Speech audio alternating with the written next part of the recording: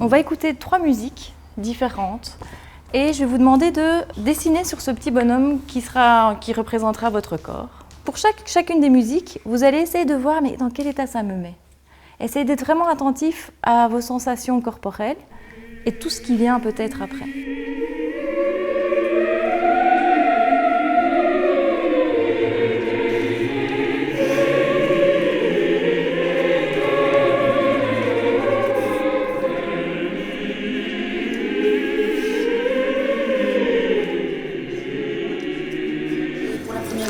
J'ai fait ma tête en jaune parce que je ne suis pas catholique, mais c'est quelque chose qui m'apaise.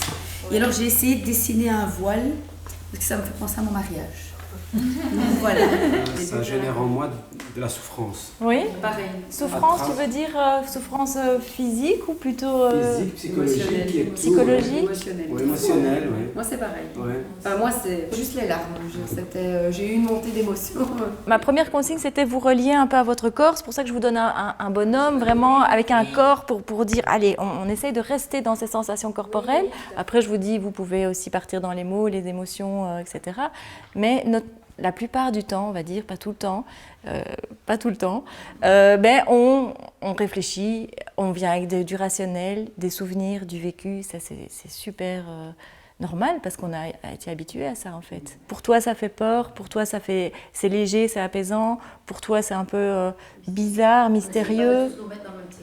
Exactement, on ouvre les possibles et en fait, c'est comme ça qu'on éveille à l'empathie aussi. On n'est pas les mêmes et on ne ressent pas les mêmes choses. Et donc, si toi, tu dis que tu as mal ou que tu as peur ou qu'une situation te met mal à l'aise, et que moi, pas du tout, mais c'est pas grave, mais je vais essayer de te comprendre, toi, dans ce que tu es occupé de vivre. Parler d'art, parler de culture, parler d'émotions, parler de soi-même, de ce qu'on ressent, c'est s'exposer. Et donc, c'est normal, finalement, que ça provoque des réticences chez certaines personnes parce que ça demande d'être en confiance, ça demande d'avoir envie. Donc oui, non, c'est clairement pas facile pour tout le monde. Et donc il y a certaines personnes qui n'ont pas envie, en tout cas au début, de toucher à ce genre de matière. Ok, vous êtes prête pour la deuxième ?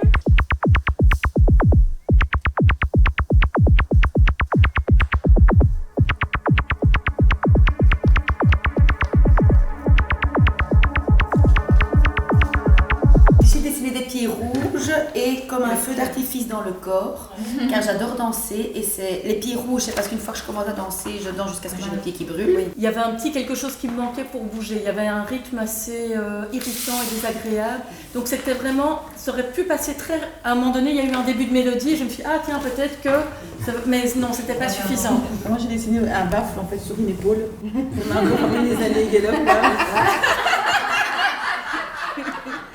Je passe à la dernière.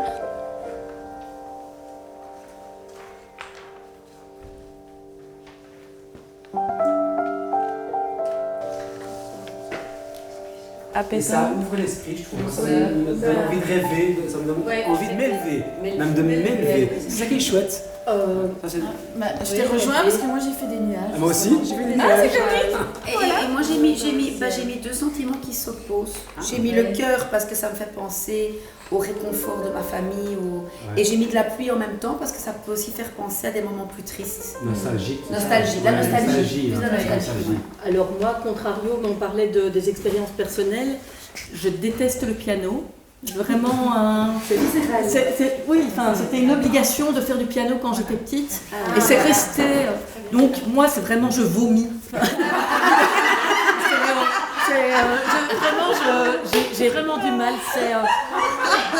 Ce qui m'a touchée, c'est de voir mes collègues autrement et des collègues qui se sont un peu plus ouverts que quand on est entre nous, avoir des discours moins informels. Je me demandais si on faisait cet exercice dans une semaine ou dans 2 semaines, si on allait ressentir la même chose.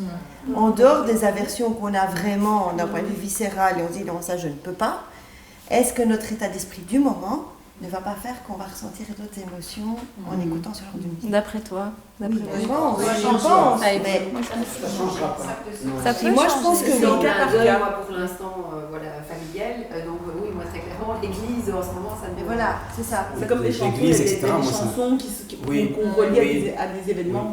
Oui, très oui. fort. C'est comme ça, à chaque fois qu'on écoute cette chanson, bam, on a Ouais. une image dans la tête qui revient, chaque fois la même. C'est la Madeleine de Proust. Hein. On peut faire la même chose avec les odeurs. C'est vraiment une odeur, c'est un autre stimuli sensoriel qui peuvent nous ramener vraiment à être en lien avec un événement très très fort. Donc ce processus-là, c'est en fait la définition d'une émotion. Alors c'est un peu plus physiologique que ça, évidemment, mais en fait, à l'origine d'une émotion, il y a quoi? Un stimuli extérieur ou intérieur. Donc avec extérieur, c'est le son, une image. Et alors intérieur, ben, ça va être mes pensées aussi. Hein. Je me rappelle d'un souvenir qui me fait penser que, et hop, ça va me mettre dans un état corporel de sensation qui va peut-être me donner envie d'être réconfortée, qui va peut-être me donner envie de rester tout seul une minute, qui va peut-être me donner envie d'aller partager avec quelqu'un. Donc tout ça va me mettre en mouvement.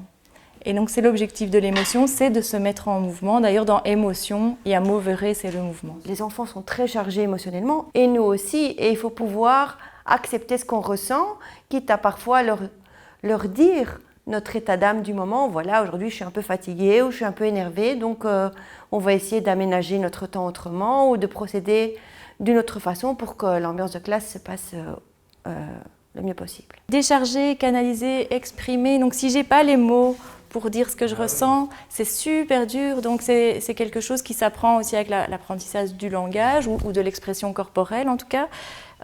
Canaliser, parce que oui, c'est pas parce que je suis en colère ou que je suis triste que je dois tout casser. Ce que je vais pouvoir transmettre aux enfants, c'est qu'ils ne doivent surtout pas avoir peur de qui ils sont, de ce qu'ils ressentent, et que c'est grâce à leurs différences et à leurs différentes émotions, qui ne sont pas forcément les mêmes que leurs copains, d'avancer et d'évoluer au même rythme ou à des rythmes différents que les autres, et leur donner confiance en eux pour progresser.